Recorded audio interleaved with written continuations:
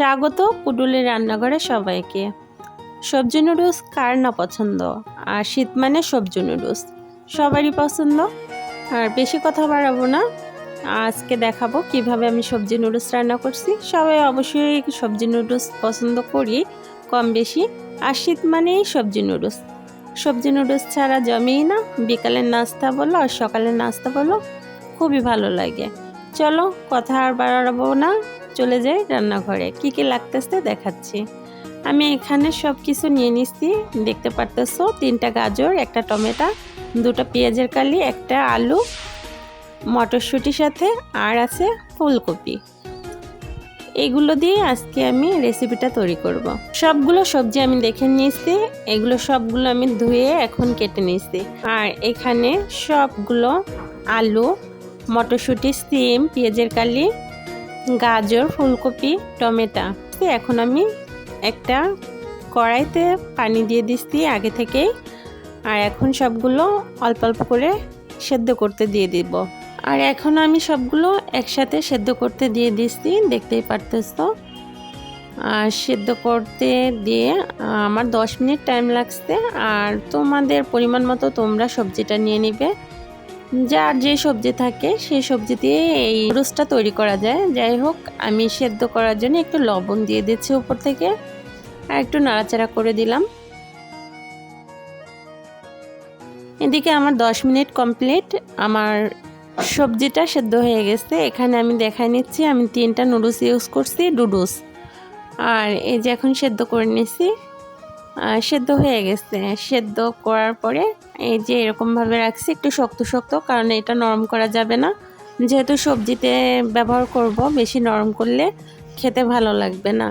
আমি আগে পেঁয়াজটা একটু ভেজে নিছি, সাথে এখন কাঁচা জাল দিয়ে দিচ্ছি। আর কাঁচা জাল কুচি করে নিলে বেশি ভালো হয়, ছোট ছোট করে আমি কুচি করে নিছি। একটু মেরুন কালার হয়ে আসলে আমি সবজিগুলো উপর থেকে ঢেলে দিব।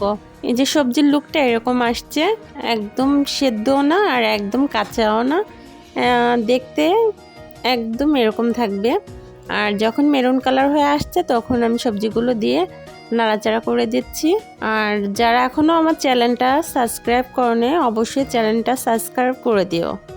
যাই হোক, রান্নাবাড়া করতে আসছি যেহেতু, এখন দেখাচ্ছি আমার সবজি নুডলসটা। আসলে এটা আমি 5 মিনিট ধরে আবার একটু নাড়াচাড়া করে নিচ্ছি, আর উপর থেকে আমি নুডলসগুলো ঢেলে দিলাম।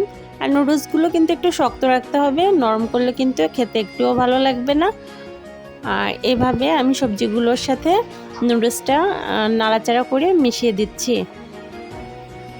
আর সবগুলো নুডলস আমি একসাথে দিয়ে দিচ্ছি। এখন আমি উপর থেকে মশলাটা দিয়ে দিব। যেহেতু আমি এখানে 3টা নুডলস নিছি, আর 3টা নুডলসেরই মশলা দিয়ে দিচ্ছি। এটা রান্না করতে বেশি ঝামেলা লাগে না, খুবই সংক্ষেপে রান্না করা যায়। আর সবজি ঘরে যেটাই থাকুক না কেন সেটা দিয়েই তৈরি করা যায়। যাই হোক, উপর থেকে আমি আরেকটু লবণ দিয়ে দিছি, কারণ তোমার এখানে সবজিটার সাথে একটু লবণ তো লাগবেই, তাই না? চলো, উপর থেকে একটু টমেটো দিয়ে দিলাম, কারণ টমেটো তখন আমি দেইনি, এটা গলে যায়। আর উপর থেকে টমেটো দিলে ওটা নাড়াচাড়া এমনি হচ্ছে গিয়ে গলে যাবে। ধনে পাতাটা উপর থেকে একটু দিয়ে দিলাম। ধনে পাতাটাও বেশি নাড়াচাড়া করা লাগে না, সেদ্ধ হওয়া লাগে না, অল্পতেই সেদ্ধ হয়ে যায়। আর বেশি যদি সেদ্ধ করো তাহলে কালারটা একেবারেই ভালো লাগবে না দেখতে।